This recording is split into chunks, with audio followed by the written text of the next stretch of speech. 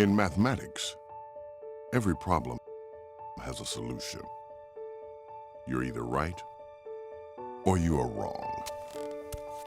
You can write a composition and there's no right or wrong about it. The grammar could be correct and the thought on paper not correct. Not in math. Mathematics is the poetry of the universe. Every now and then it unveils the discovery of a data point that is off on its own, separate from others. Mathematicians call that an outlier. It's something unique and sometimes unexplainable. Outside the norm. Katherine Johnson is an outlier.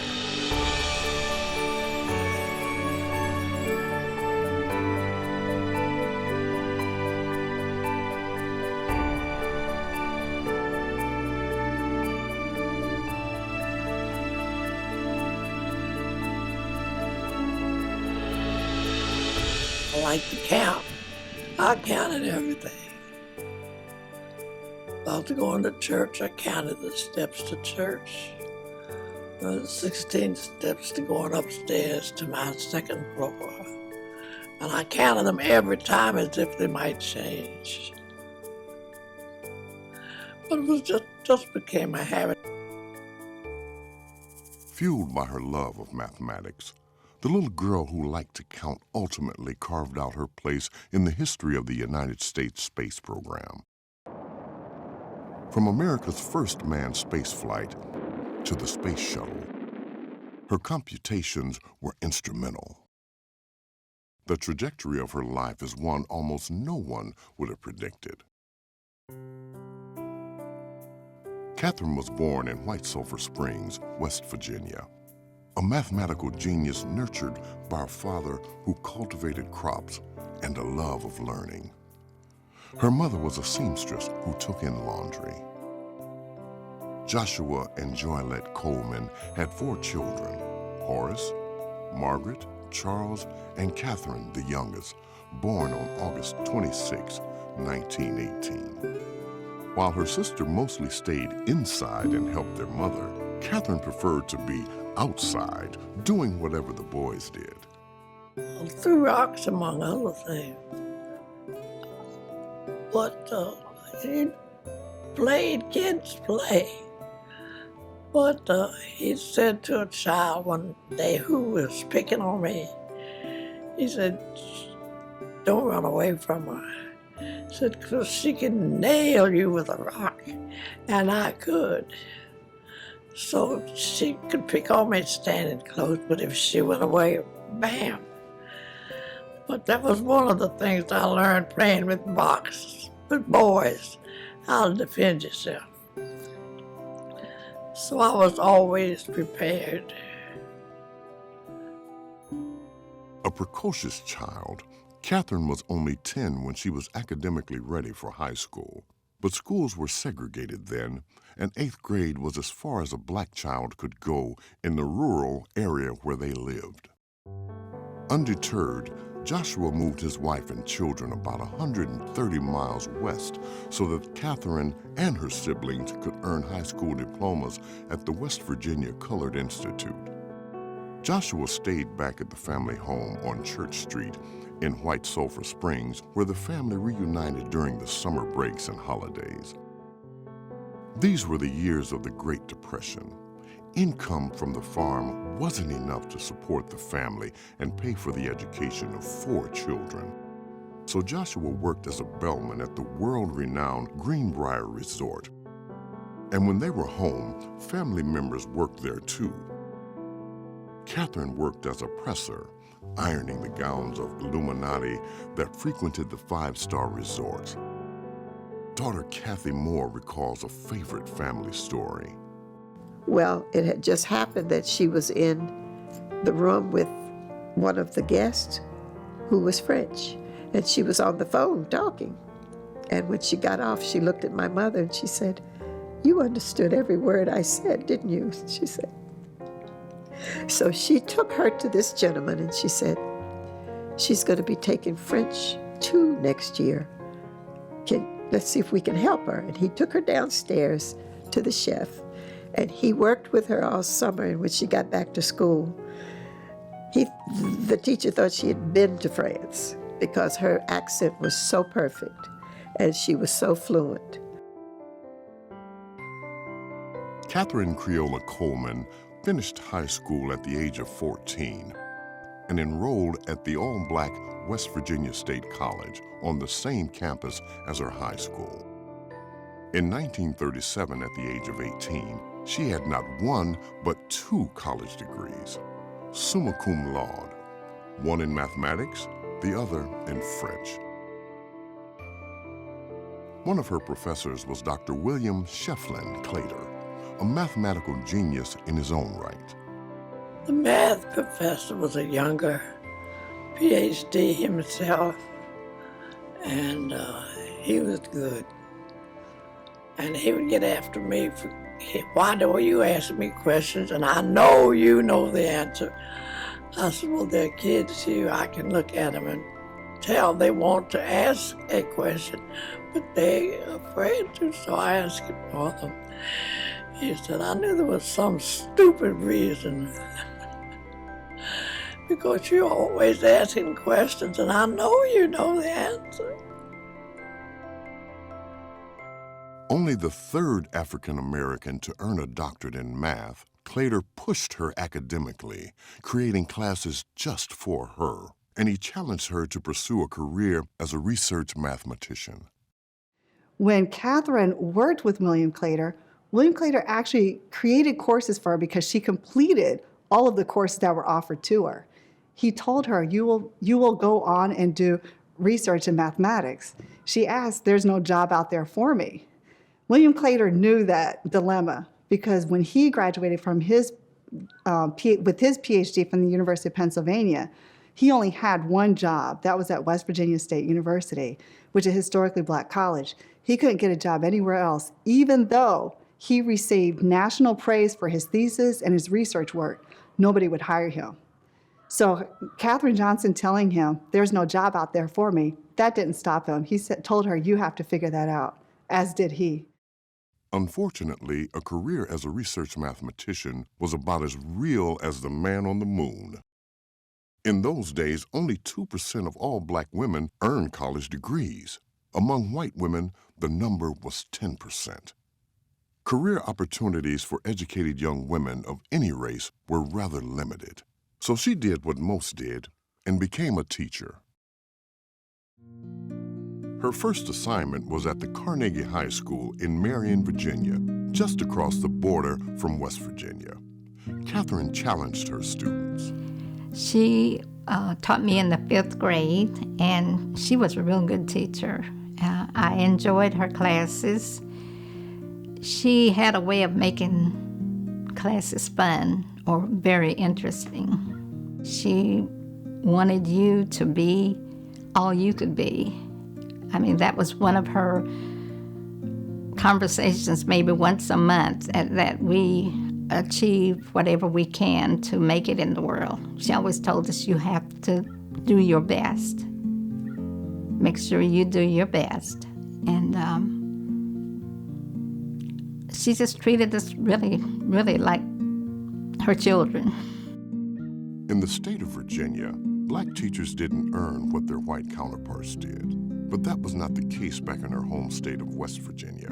So in 1939, Katherine accepted an offer to teach in Morgantown at Monongalia High School, the county's first high school for blacks. The school had a brand new building, dedicated only a year earlier with the keynote address by Eleanor Roosevelt.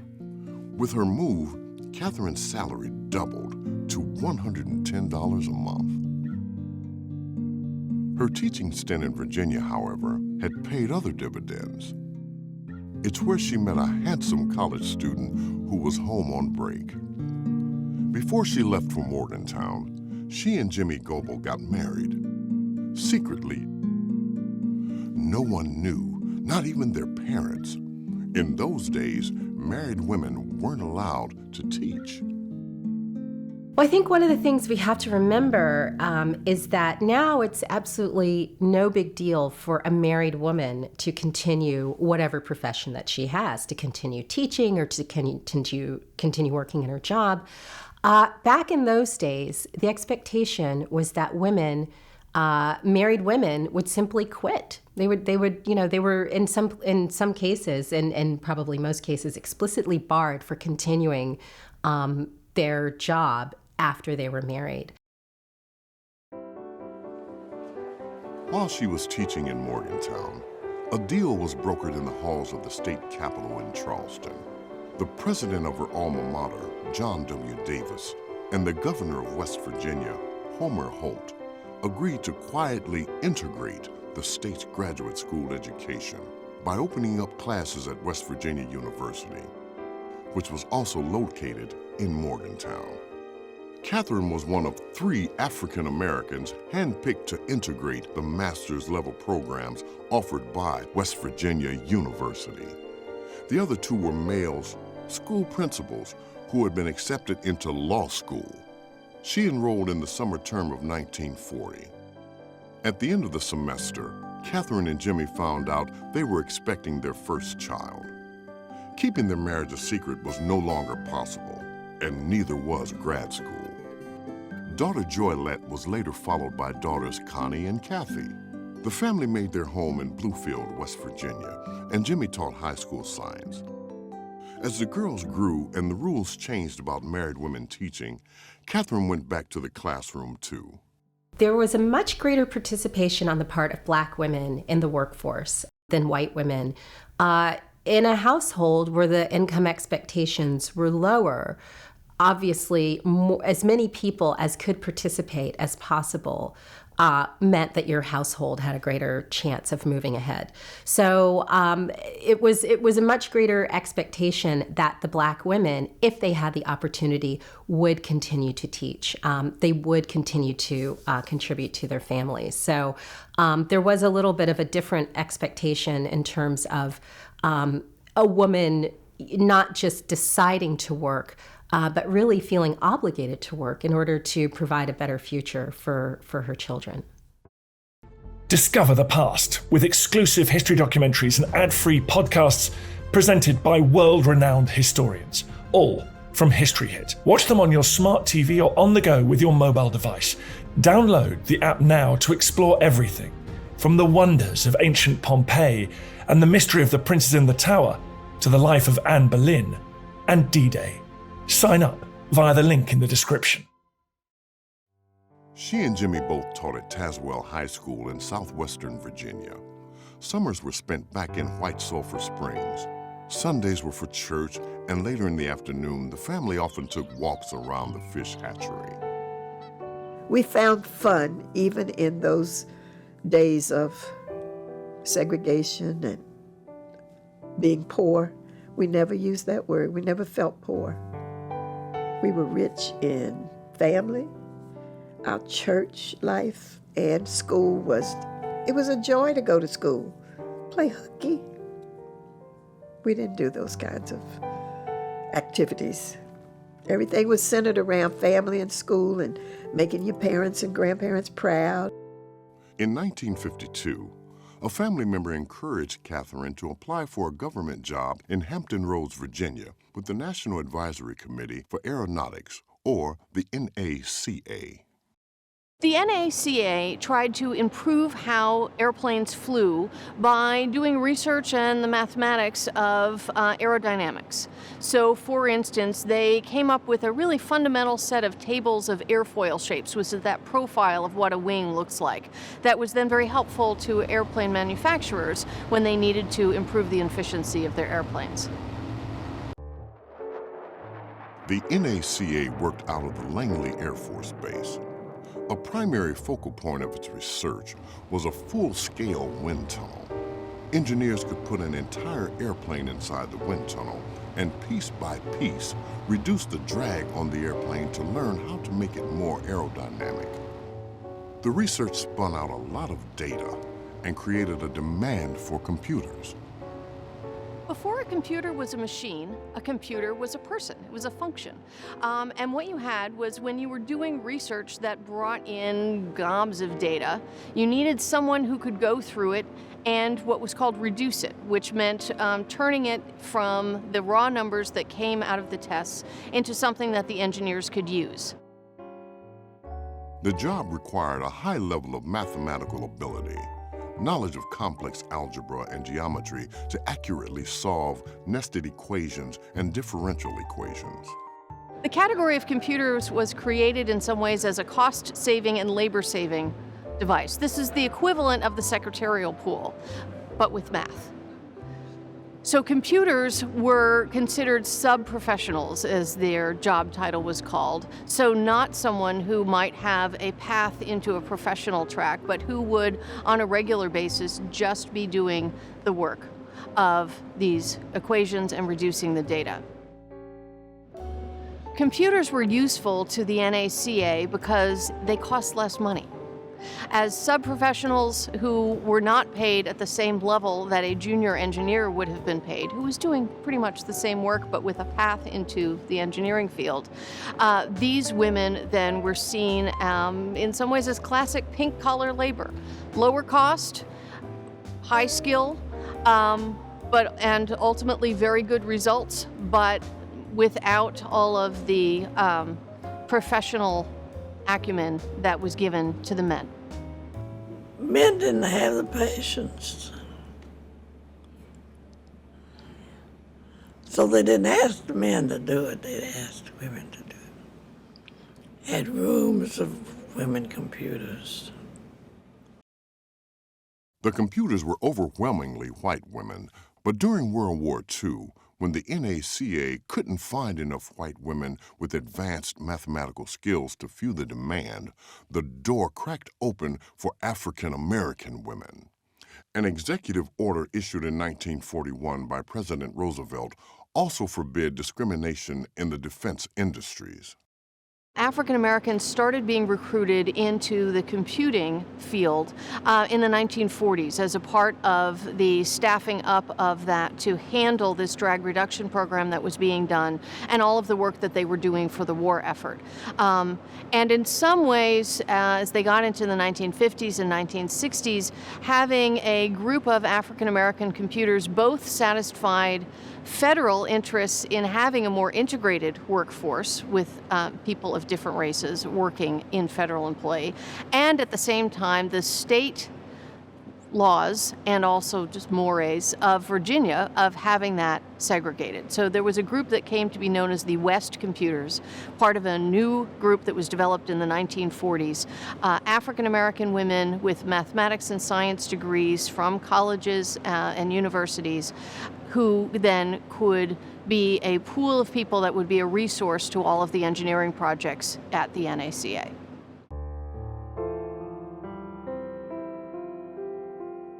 Although this was a federal installation, the Jim Crow laws of Virginia required racial segregation in virtually all aspects of life, in schools, in hospitals, in graveyards, and there at in the workrooms of what was then called the Langley Memorial Aeronautical Laboratory.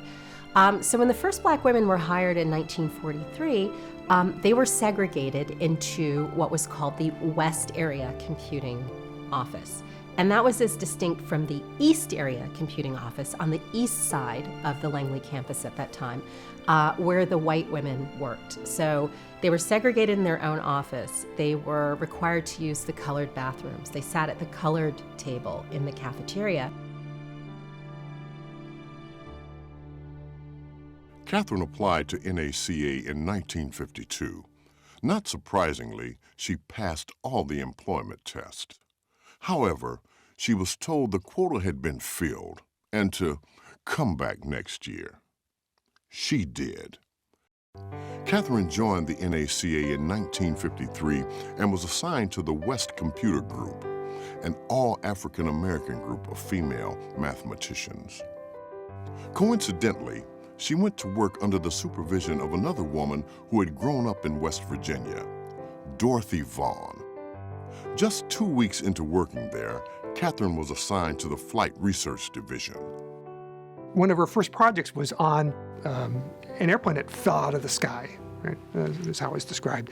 The airplane was a small general aviation size aircraft. It was flying along, and suddenly it crashes.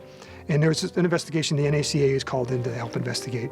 And Katherine did many of the calculations that proved that what actually had happened was this small airplane had flown through the wake turbulence. The turbulence that comes off of an airplane, particularly a bigger airplane, can be very powerful, like little tornadoes that come off the wingtips.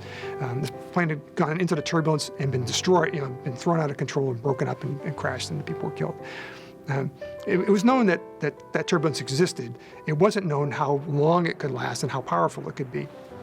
So she basically did the research and writes up the report. The engineer who she was working under actually signs the report, and it was assigned to him. But she did the basic work on it. And as a result of that, the government changed the rules for how far apart planes have to be when they're flying through the air. Those rules are still in use today.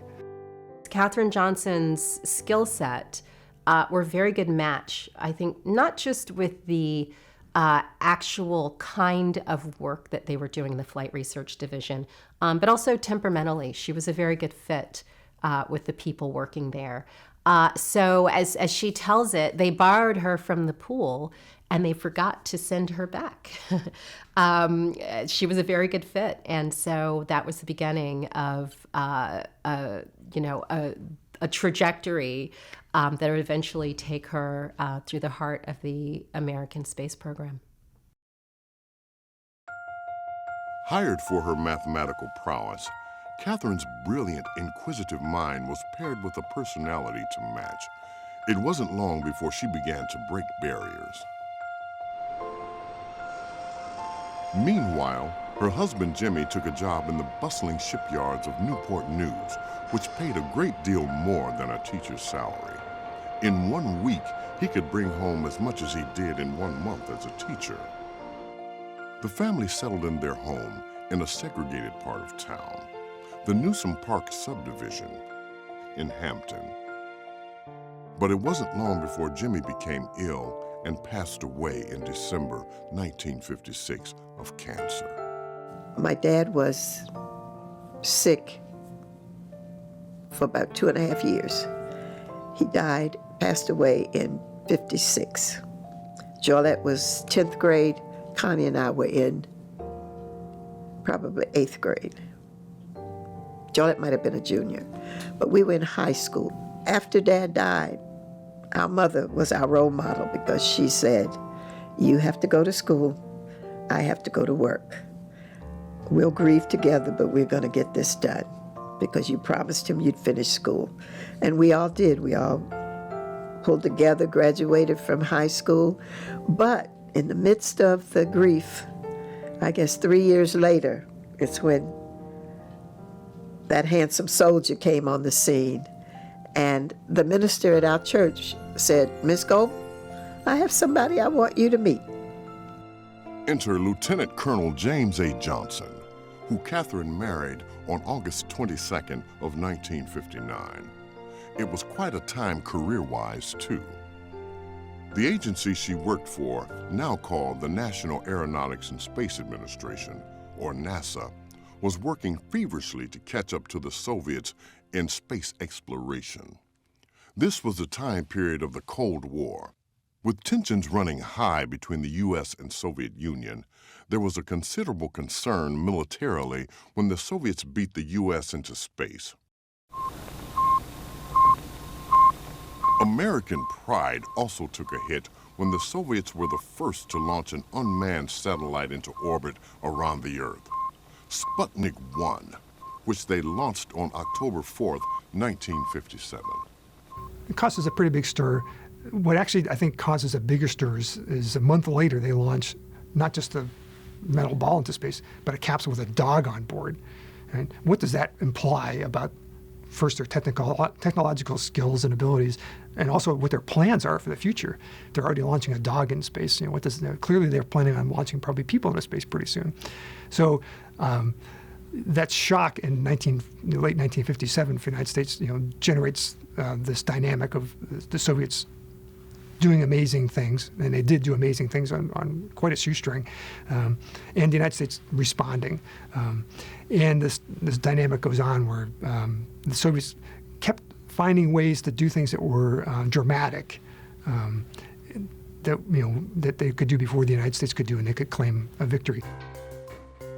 The space race was in full fury, and Katherine was in the thick of it.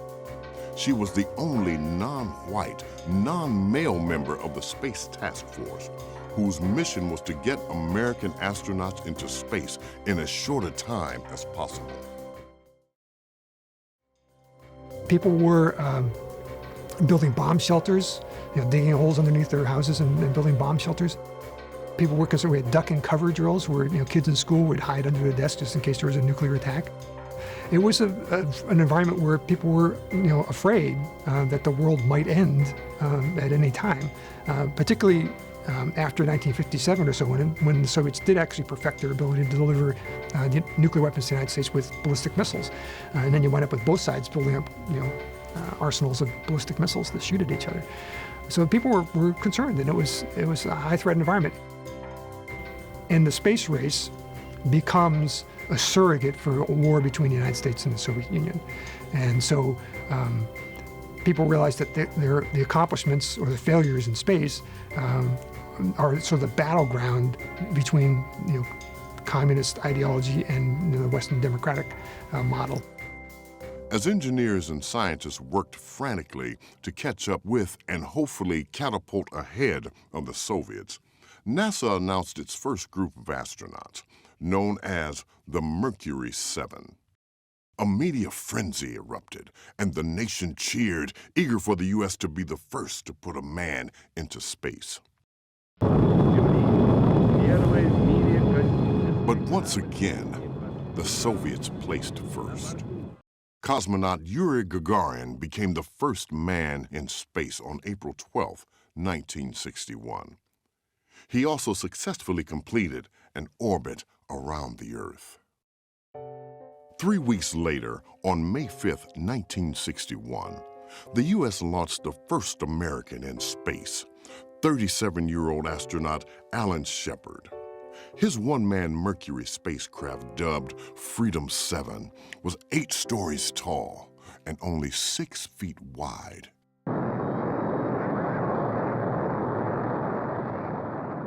It blasted into space and rose in an arc 116 miles above the Earth's surface. Then splashed down in the Atlantic Ocean. Total flight time, 15 minutes and 28 seconds. Alan Shepard's flight, of course, in May of 1961, was a suborbital ballistic flight. So he launches from Cape Canaveral Air Force Station now, out over the Atlantic Ocean, parabola basically, and comes back down and splashes down in the ocean.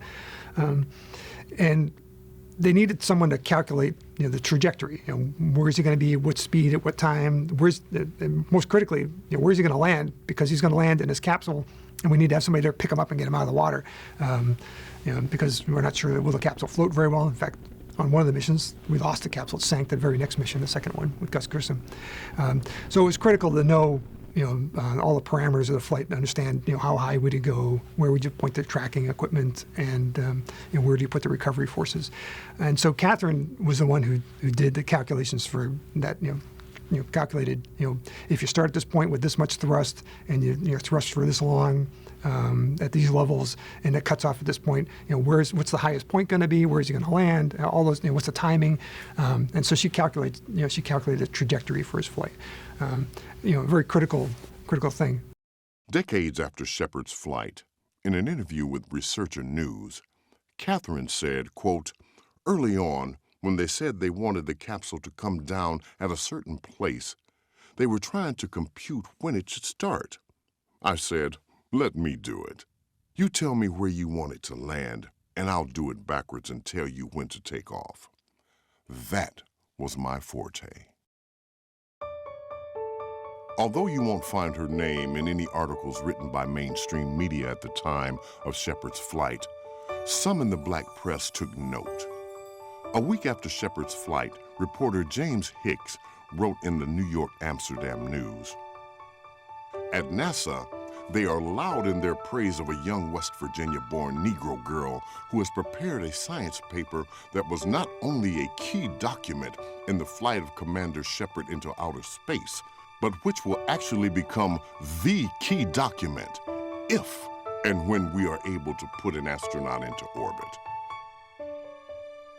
There was no questioning Katherine's calculations, which were always spot on. But there were always plenty of questions in her. We were working on space problems, and they just got shifted to me by some means. And they would have briefings among the engineers as to what they were going to do next. And I asked to go to one of them. Well, the women don't go to the briefings. I said, is there a law? Let it go. So I went to all the meetings that the men had, and I knew what I was doing all the time, and where they were going, and so on. As we all know, once you are in that room, the room where it happens, that's when you're really able to take off. If you don't have the access, it will be very difficult for you to achieve, move up in the organization and really understand the heart of what your organization is trying to do.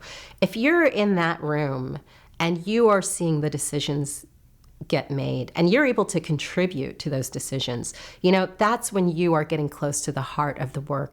And I apparently asked the right questions. And so I got gradually into the group. I met with the engineers all the time. And it was a pleasure to know what they were doing and why. And then I would have suggestions, which they would accept. No big deal. She said it. And I went from that to whatever was next. And gradually, I was always in the meeting with the men. That was new. Women didn't meet. The computers didn't meet with the engineers.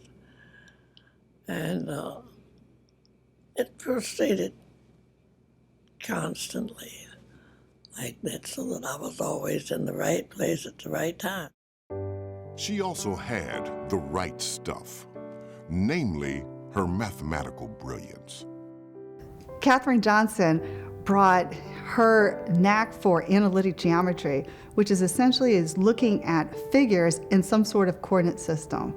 We could think about, let's say, the geometry of the Earth. We can think about the Earth as a ball, so we can see it as a sphere. In this case, we would have something called spherical geometry. And so she can think about different sorts of geometries and think about how we can put trajectories in those different spaces. And then she was able to connect different types of geometry, different figures, to actually push the envelope and make the calculations work. After Shepard's flight, NASA's next challenge was to put a man into orbit around the Earth. The agency was relying less on human computers and more on mechanical ones to calculate the complex orbital equations that would control the spacecraft. The transition from humans to machines made some uneasy, including the astronauts who were trusting their lives to the accuracy of the calculations. And there were a lot of concerns about the computers, these IBM computers they were relying on for John Glenn's flight. Because you had to have them, they had to be able to work, and they had to be able to feed the data back and forth to the space capsule rapidly in a way that human computers couldn't do. So the question was, how are we sure that the data the computer's giving us is good? Because there were some cases where they ran the computer data and it didn't seem to come out right. So as they're discussing this problem, the engineers at NASA scratching their heads over what are we going to do about this. And in the course of this discussion, John Glenn's involved in the discussion because, of course, he's concerned about, is this computer going to work the way I want it to work? It depends on whether I get home safely or not. And he said, well, have the girl check the numbers. Now, have the girl check the numbers. We know for a fact that John Glenn actually said that.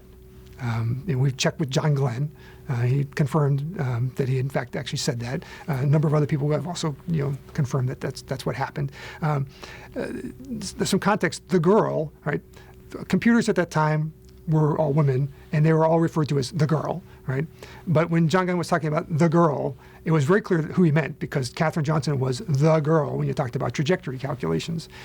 So when he said, have the girl check the numbers, it was very clear that he meant, I want Katherine to go there and do this calculation. After weeks of launch delays, some for mechanical problems, others for adverse weather conditions, it was finally all systems go on February 20th, 1962.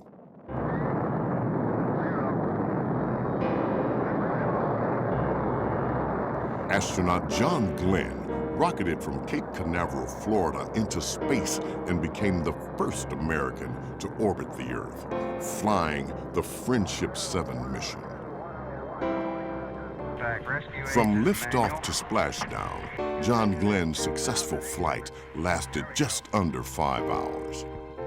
It had taken Katherine nearly 6 months to produce the formula that allowed scientists to continually track the path of Glenn's orbit around the Earth.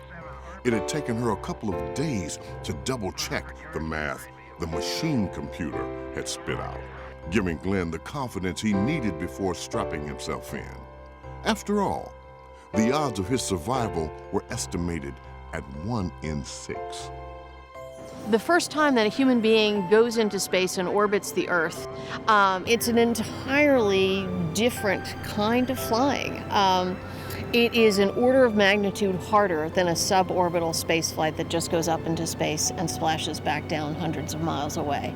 And so I think the fact that Katherine Johnson was asked to double check all of those numbers before John Glenn went into space speaks both to her reputation, but also to an unease about the transition to these black boxes where you put in numbers and got out results and didn't really know exactly what had happened to them in between, in a way that she could always explain what she had done, and they knew that she understood all of the equations that she was working with.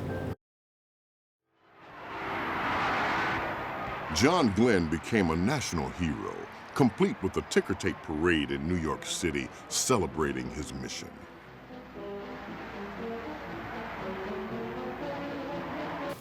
Katherine's contributions were celebrated in the black press. Quotes one newspaper, 2 Negroes played prominent roles in the history-making orbital flight of U.S. astronaut John Glenn. One of them was a brilliant woman mathematician who is credited with helping to devise the highly complex tracking system which enabled scientists to predict within 2 miles the location of Lieutenant Colonel Glenn's rocket cone upon its return to Earth after 3 orbits around the Earth. Although her name didn't make headlines, Katherine's mathematical genius helped to propel America's soaring space program. The first research paper she co-authored was 34 pages entitled The Determination of Azimuth Angle at Burnout for Placing a Satellite Over a Selected Earth Position. At the time it was published, NASA was moving its Space Command Center to Houston, Texas, and the engineer that Katherine had been collaborating with for years, Ted Skopinski, was in the midst of moving his office and his family there. She had decided to stay in Hampton and had more time to devote to finishing the report. An important one, laying out the next phase of the space program. So when the big boss came around looking and asking Ted Skopinski, well, what about that research report? When are you going to have it on my desk? He said, listen, Katherine's working on it, and I think that she should get credit. She's done the work anyway. So here we had an instance of an engineer who worked very closely with her, who not only recognized her talent in the context of their working relationship, but really pushed for everyone else to recognize it as well, and for her to get the credit that she deserved. So that was a real barrier-breaking moment for that particular group, and it was a really key document in that early part of the space program. It was a landmark achievement for a woman, and an African-American woman in particular, to get that level of credit. Published 9 months before Shepard's flight, it was the first paper out of the Space Division that had a woman's name on it. In all, Katherine co-authored 26 scientific papers. Their titles and corresponding computations and diagrams are as cerebral as you would expect from a research mathematician. The orbital behavior of the Echo 1 satellite and its rocket casing during the first 500 days.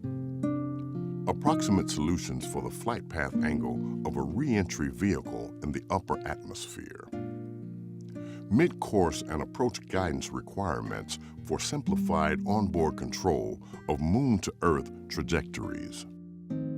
So the fact that Katherine Johnson, as an African-American woman, was co-author on some of these technical papers says something very important about how much she was seen as a real collaborator in the actual engineering that was being done, and how much of that work was really hers, that even in that era when it would have been customary not to credit the woman, the computer, this African-American woman was co-author on these papers and really gained a reputation, especially in the 70s and 1980s, as one of the pioneers and premier leaders of this field. Getting your name on a research report is a really big deal, and it's also a public acknowledgement that your fingerprints are on that work. And that's what the women wanted, who were ambitious and loved their work, just like the men. They wanted their name on the report. I've done the work. I want to see evidence that you acknowledge that I've done the report. Weeks after Glenn's successful mission, President John F. Kennedy went before a special joint session of Congress and boldly challenged the nation to put a man on the moon. I believe that this nation should commit itself to achieving the goal, before this decade is out, of landing a man on the moon and returning him safely to the Earth.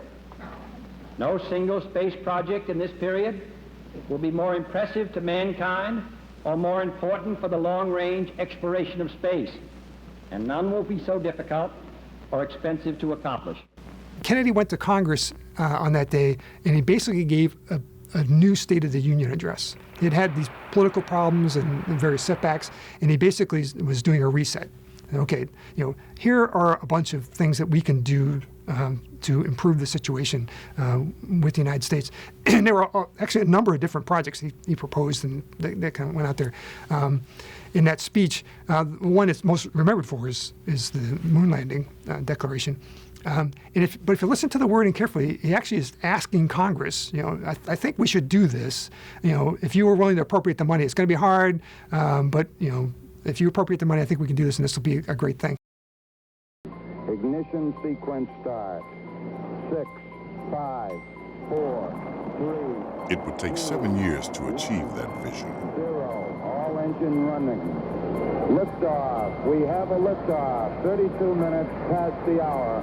Liftoff on Apollo 11. On the morning of July 16, 1969, Apollo 11 took off from the Kennedy Space Center. 12 minutes later, its crew of Neil Armstrong, Buzz Aldrin, and Michael Collins is in Earth orbit. After a lap and a half, it's a go for the moon. And on July 20th, 500 million people watched, spellbound, as the Eagle, or lunar module, touched down with only 30 seconds of fuel remaining. Hours later, Neil Armstrong became the first man to set foot on the moon. It's one small step for man, one giant leap for mankind. It was an historic achievement. Apollo 11's flight path required calculating the rotation of the Earth, the moon's rotation around the Earth, and the spacecraft entering lunar orbit. While orbiting the moon, the lunar lander had to separate from the command module, land safely on the moon, then 22 hours later reattach with the command module that was orbiting overhead. While the nation was focused on getting to the moon and beating the Russians, NASA was even more concerned about getting the astronauts back. If the lunar module launched at the wrong time or with the wrong force, if it didn't hook back up with the spacecraft, there wasn't another one coming. The math had to be spot on. It was. After all, it was built upon Katherine's work. Her work early on, setting the standards for all that stuff, was important. Some research work that she did on rendezvous work, for example, she did a really important paper on, how would a spacecraft, the reverse of the John Glenn returning to Earth problem. How do you get from the surface of a planet to meet up with a spacecraft up in outer space? She'd done the initial work on that, and that paper was really critical to the Apollo program because it required launching off the moon to rendezvous with the command module and bring the crew safely home. Apollo 11's triumphant return was mission accomplished. It was followed 4 months later by Apollo 12 in November 1969. It too went as planned. Then came Apollo 13. Intended to be the third trip to the moon, the mission had to be aborted just 2 days in, on April 13th, 1970, when an explosion ripped through one of the oxygen tanks, crippling the spacecraft. Okay, Houston, we've had a problem here. The command module's normal supply of electricity, light, and water was lost about 200,000 miles from Earth. For 4 days, the nation was on edge, and NASA engineers, scientists, and technicians were challenged to the limits of their knowledge. Could we get the astronauts home safe? Katherine Johnson really made a name for herself within NASA as a go-to person for orbital mechanics. And one of the things that happened with the Apollo 13 mission when they needed to reroute that craft and bring those gentlemen safely back to Earth is that they were doing a lot of unexpected math very quickly in the moment that needed to be right. That's not how NASA usually worked. NASA had made their reputation and still works very much on anticipating problems, planning for them, testing them, and knowing before a problem happens what the answer will be so that they can do that in the moment. Apollo 13 really threw people back on having to do new solutions in the moment that they knew had to work and on which lives relied. And Katherine Johnson then was seen as somebody who could reliably do that, who could think on her feet, who knew the material well enough, who knew the math well enough, that if she said that this orbital trajectory would work and in fact would help bring those gentlemen back to Earth on a free return around the moon, that it would work. With the onboard mechanical computers out, NASA fell back to a series of reports that Katherine had co-authored 3 years earlier with her colleague, Al Hamer. She developed a method for, using, quick calculations with, looking at stars with, a sextant or sighting the stars to determine where your position was in space and what your attitude was. Critical things for how to navigate in space if your guidance computer is inoperative for some reason. And in fact, there was a case where the guidance computer was inoperative on Apollo 13. They had to turn off the electricity, which turned off the computers, and they were flying, ballistically around the moon. There was, no guidance until they turned the computer back on. Her technique would have been very useful, except for one thing. When the service module exploded, it set a whole bunch of debris around, and so the Apollo 13 craft was flying around the moon with a cloud of bits and pieces around it that you really made it difficult to distinguish what those were and what the stars were. Scrambling and improvising around the clock, NASA held its collective breath until the crew of James Lovell, Jack Swigert, and Fred Hayes splashed down in the Pacific on April 19, 1970.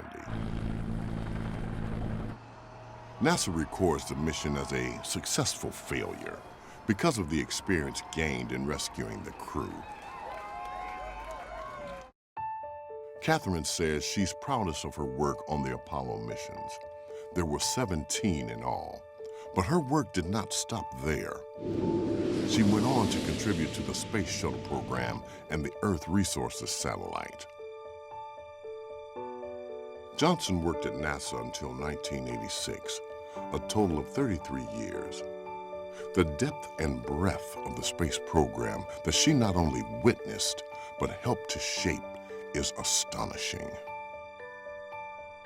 The girl who liked to count became the woman who can hardly count her awards. They include the NASA Lunar Orbiter Award and 3 NASA Special Achievement Awards. She was named Mathematician of the Year in 1997 by the National Technical Association, and in 1999, she received an Alumni of the Year award from her alma mater, West Virginia State University. In her 33 years at NASA, Katherine was a pioneer who broke the barriers of race and gender, showing generations of young people that everyone can excel in math and science and reach for the stars. In November of 2015, Katherine was awarded the Presidential Medal of Freedom, the nation's highest civilian honor, by President Barack Obama. On May 5th, 2016, she returned to NASA Langley on the 55th anniversary of Shepard's historic flight to attend a ceremony where a $30 million computational research facility was named in her honor. As part of the event, Johnson also received a Silver Snoopy Award from Leland Melvin, a former astronaut. The award is given to people who have made outstanding contributions to flight safety and mission success. I would say Katherine Johnson is a shero.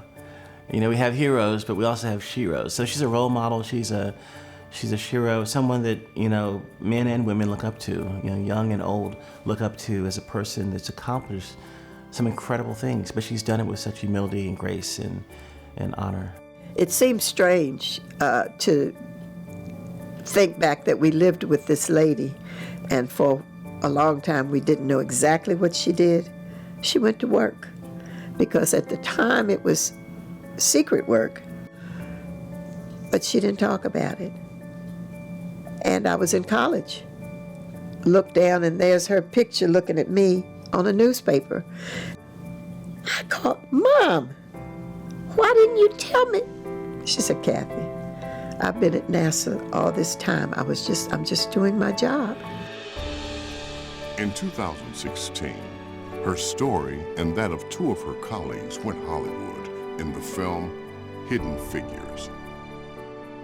I think one of the most profound lessons that I learned from Katherine Johnson is something that she told me and has told other people that she learned from her father. And that is the following: you are no better than anyone else, and no one is better than you. Katherine Johnson is an outlier in that she was really there at the forefront, pushing the envelope to do more. When she was given a job to do, either performing calculations or computations, she would add more to what they were asking, and she would do more, and she would push to actually say, "Give me more, let me do more work," and she would do it very well. And then she would look for the next problem to solve. X. I liked learning, and I was always concerned about the next step, whether I was going to use it or who was going to use it. But I was always concerned about the next step in any procedure that I was dealing with. But I liked learning myself. I still like to learn.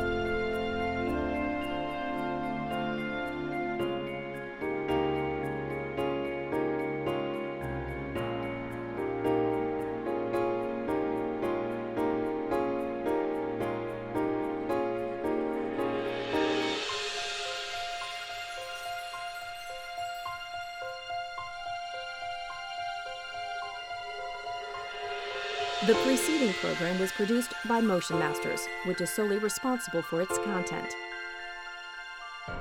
Major support for this project was provided by Fonda Elliott.